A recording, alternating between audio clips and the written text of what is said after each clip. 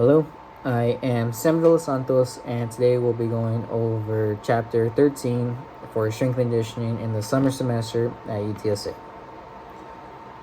So, to begin, we'll be going over the different parameters you can test for when talking about athletes, athleticism, and strength conditioning.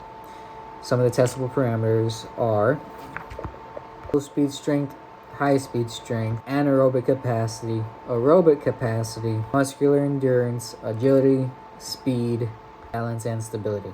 To begin with low speed strength, it is what you think as your maximum strength. Think of powerlifting, where it's your maximum effort or it's your tissue's maximum capability of exerting maximum effort in a one repetition maximum. Now, as mentioned before, when you think of powerlifting, they are not moving very fast.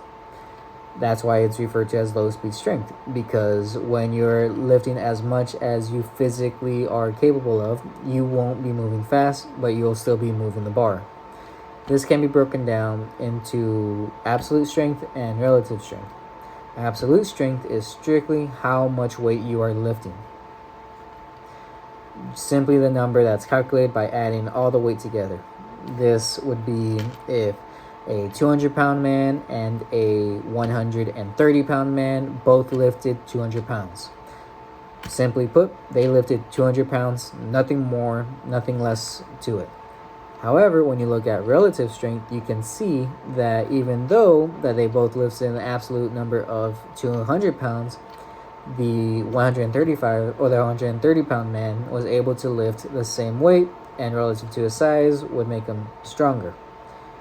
Now, this can be broken down into the different movements, and by that I mean the isometric, isokinetic, and isotonic strengths. Movements. What isokinetic is your muscles producing at the most strength at constant speed, while the resistance is fluctuating with your movement. This usually involves very high dollar equipment that is very, very hard, apart from maybe manual training with a very consistent partner to enact. When you have isometric strength, where you could also think of your planks and your rigid holds, where your muscles produce as much force as possible without actually moving. And the more common one that you think of, the isometric strength, where your muscles are lifting the weight through their range of motion, through their movement. This would be thinking of your 1 repetition deadlifts, 1 repetition back squats, 1 repetitions bench press, and every muscle since.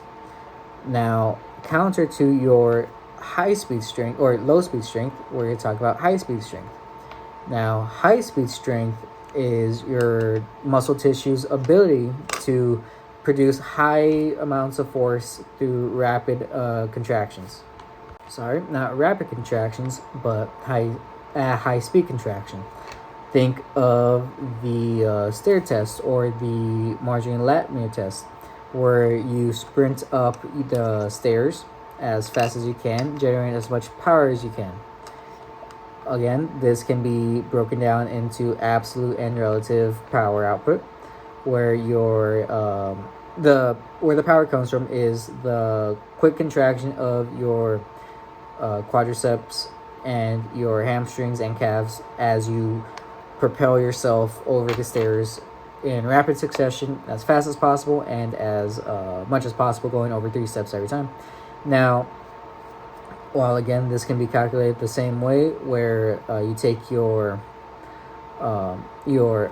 simply the amount of watts you exert, your muscles exert, as well as the amount of watts that your body exert compared to your body weight. Think again the same example. If a 200-pound man puts out 300 watts in each step, the 130-pound man puts out the same amount of wattage. The 135-pound man is more powerful than the 200-pound man. Now, our next topic to discuss will be the anaerobic capacity and the aerobic capacity. To begin with, anaerobic capacity, this is your maximum amount of energy you could derive from your phosphate, and your anaerobic glycolysis energy systems. Same thing with, slightly different, but same concept with the aerobic. With the aerobic capacity, where you judge through how much energy you're able to produce through your oxidative systems, your burning of fats, carbs, and, well, hopefully not, but proteins. The following parameter is your, I'm sorry, excuse me, is your muscle endurance, or your local muscle endurance. Now, what this is the repeated quick contractions and how much your body's still able to produce high levels of energy with these rapid and forceful contractions. These would be considered your, if you do a push-up test for time, or you do the push-up test for time, you repeatedly do push-ups constantly as much as you can within those 2 minutes.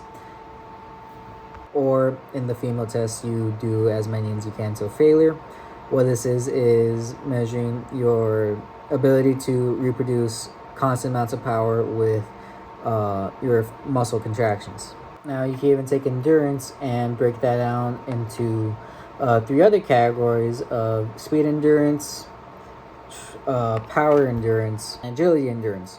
Most closely related to the push-up test would be the power endurance, as you repeatedly try to keep the same amount of power and the same amount of energy through each repetition, rather than try dropping off or try to slow down during the test. Your speed endurance would be how quick, and speed endurance may have to do more with, or maybe in combination with, your anaerobic capacity, as you will try to maintain the same speed for a long duration of time. Now, depending on how fast or how hard the intensity of this test, you'll be testing either your phosphorus and your anaerobic oxidative system, or your anaerobic glycolysis system, or your long oxidative systems.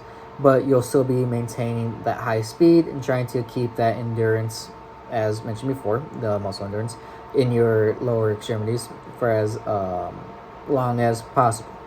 Now, the other endurance, your agility endurance, follows the same concept of the rapidly repeating cuts, shifts, and angles, and your ability to maintain a similar output throughout the entire test. To get back to our parameters, as aforementioned before, the speed and agility, what the speed parameter you will be testing for, or the measurable concept you're testing for, is simply your ability to cover a set distance in as fast as possible, and how long, or simply how long it takes for you to cover that set distance. As well as your agility is still is perhaps an odd measurement, since it's really derived through what you could say as alertness drills, or a change in directions.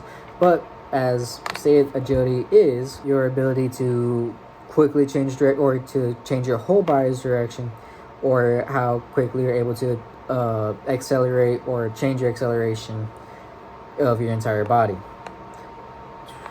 Lastly, the last parameter that we are asked to discuss is your balance and stability. Now, what balance is your ability to maintain equilibrium, whether that is on one leg or your other, or your one hand or the other.